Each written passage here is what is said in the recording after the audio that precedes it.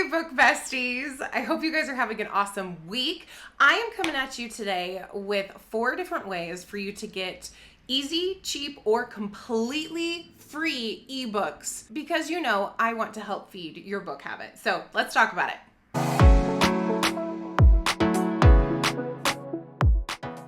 Hey, before we get started, if you could do me a huge favor by liking this video below, because it tells the algorithm that this is something that's actually really cool and it'll push it out to more people. And if you're not subscribed yet to this channel but you like bookish things, please think about subscribing because I love to talk about books and it would be awesome to have more people to talk about them with.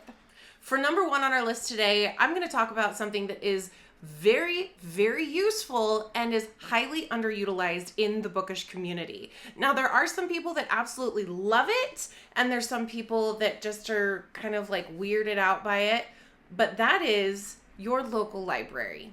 The local library has an extensive, like crazy extensive amount of books that you have access to. Most libraries are now hooked into something called Overdrive, which was converted into an app now called Libby. And it is a ebook and audiobook rental system with the library. It is in conjunction with Amazon.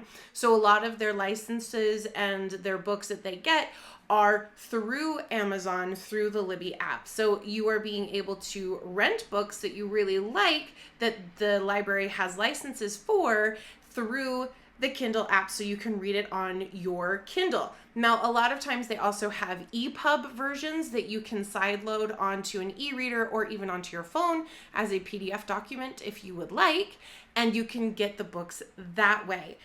The cool thing about libraries is that they're not just libraries anymore. Like when I was growing up, the only thing you could really do at the library was get on the computer, and when computers started to be like a bigger thing, yes, I'm that old, and rent books.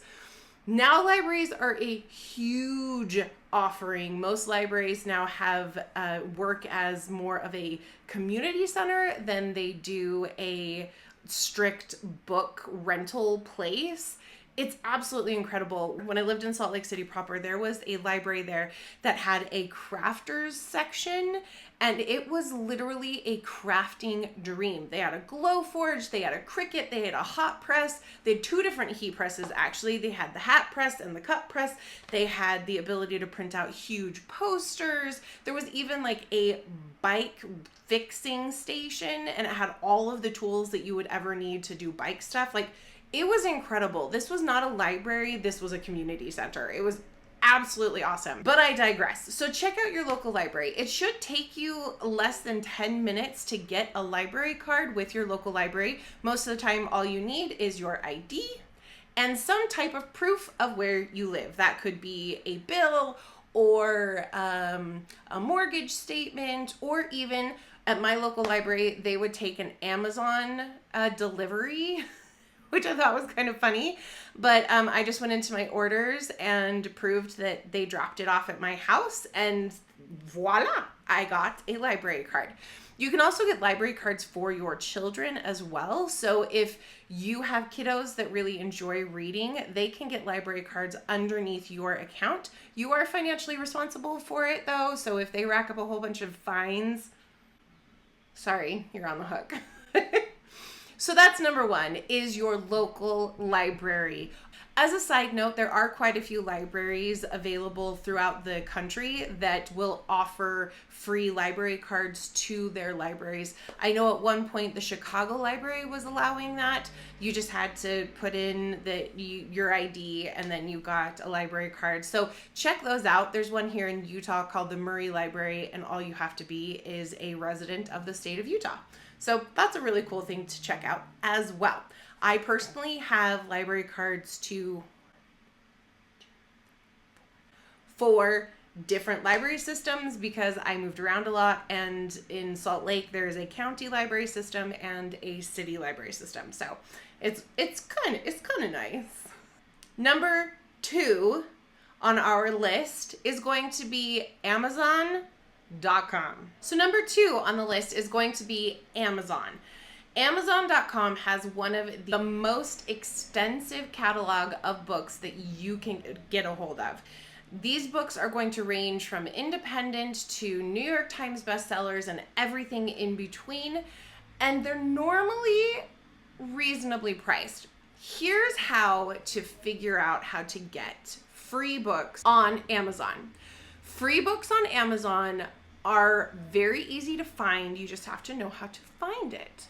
So I am going to show you guys how to do this.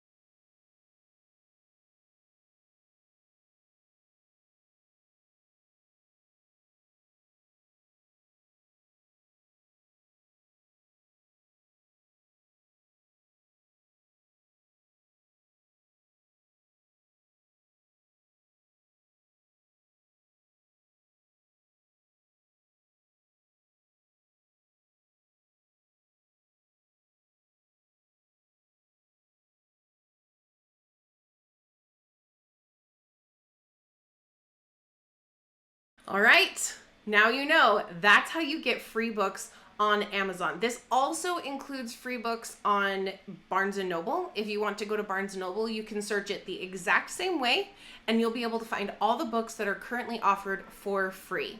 The other way to do this is to follow the Stuff Your Kindle Day.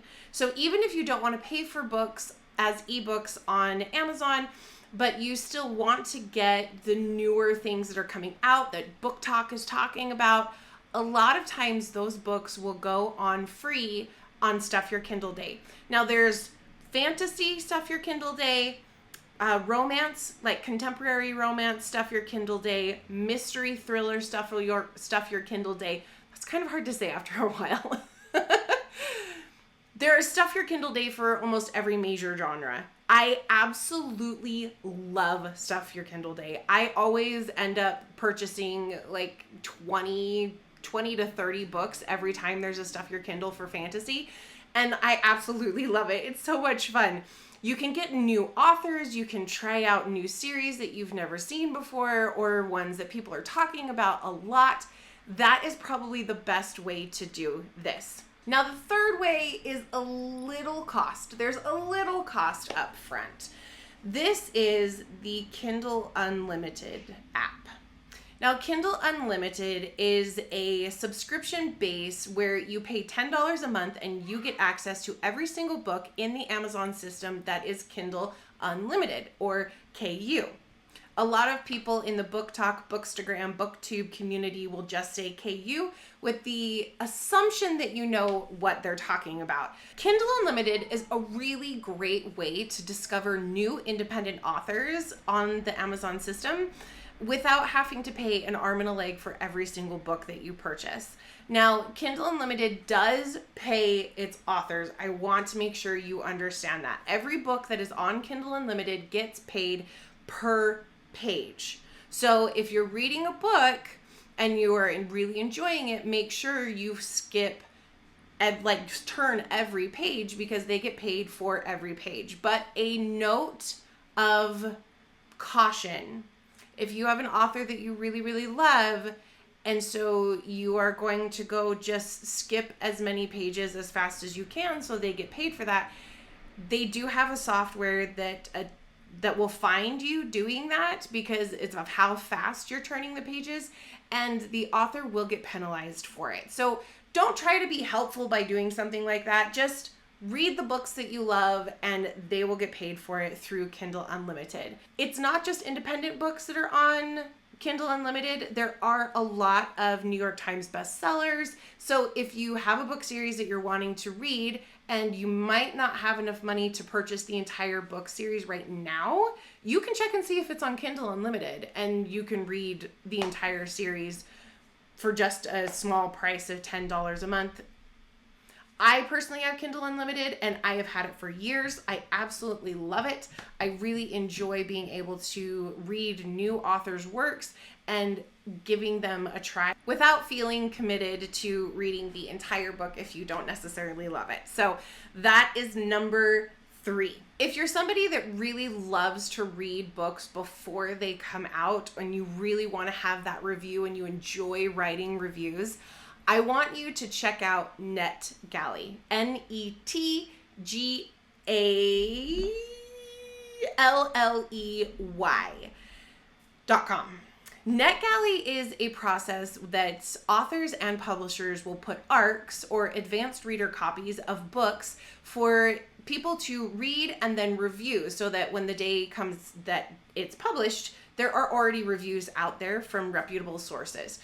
What you do is you create an account on NetGalley and you put in all of your information, like your socials, like what you do, if you're like a bookstagrammer or a booktuber or whatever. And then you kind of put down what types of books you really enjoy, because publishers will go through and they'll find people that match what type of book it is and they'll kind of present it to you as, will you read this?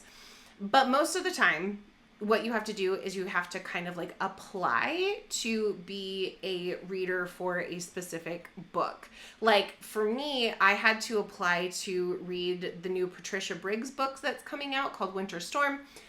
I didn't get it. I was very sad. It's one of my favorite book series, but you can apply to pretty much anybody. And they have a ton of books on there from every single genre of book. Fiction, nonfiction, YA, spicy, not spicy. They have literally everything. Children's books, they have everything on there. So if you're interested in reading books early and writing reviews, and that's something you get a lot of joy out of, then NetGalley.com is going to be the place that you are going to want to go. And NetGalley is completely free. You do not have to pay anything for NetGalley.com to get the ARCs. You just have to keep your completion rate at about 80%, 80 to 90%. That's going to give you the most likelihood of getting a book assigned to you or getting approved for a book that you've applied for. One other place that you can get completely free books is the Gutenberg Library Project. Anything that is out of copyright, so things like Jane Austen's books or Charlotte Bronte's books, any of the classics, the Homer, the Iliad, Ulysses, any of those books that are past the copyright date, which I believe is 1937 right now. It changes every year, like it goes up a year. I will find out and I will put it somewhere. But if it's out of copyright, meaning that there's no copyright on it, it'll be on this website. You would be really surprised the amount of classics that are available that you can read for free through this website. It's absolutely incredible. It is limited. It's not going to have like the new stuff or like the hot and popular stuff for today, but there's a lot of books in there that if you've been meaning to read them, you can find on there. Now, if you are a social media person and you like to review books online, you can always reach out to authors independently and just ask if they would be willing to give you a free copy of their book if in exchange for a review on your platform. Always be nice, kind, and courteous. Most authors that are, especially authors that are independent, are more than willing to give a book for a honest review because it helps them and it helps you. So most authors will have a public email address, so you can just reach out to them and let them know that you are interested in reviewing their book. And if you could get a free copy of their book to do a review. The world of online publication is absolutely incredible, and I love the fact that they are becoming a big juggernaut within the book community. I worked at Barnes & Noble when the Nook came out, the rival for the Kindle, which unfortunately that rivalry didn't last very long, just to say. But I worked at Barnes & Noble when all of that was happening, and it was so exciting to think of the possibilities of the future of what was going to happen to publication and what was going to be available for readers and writers in the future. We're kind of now living in that time, and I love to see what's going on. If you have any other cheap or free resources for getting books that are legal, please drop it in the comments below. As a reminder, like, subscribe to this channel, because every subscription here and like definitely gives me a boost, and you get a woohoo every time I see that. Thank you so much for being here with me, and as always, remember, you are worthy, you are loved, and happy reading. Bye.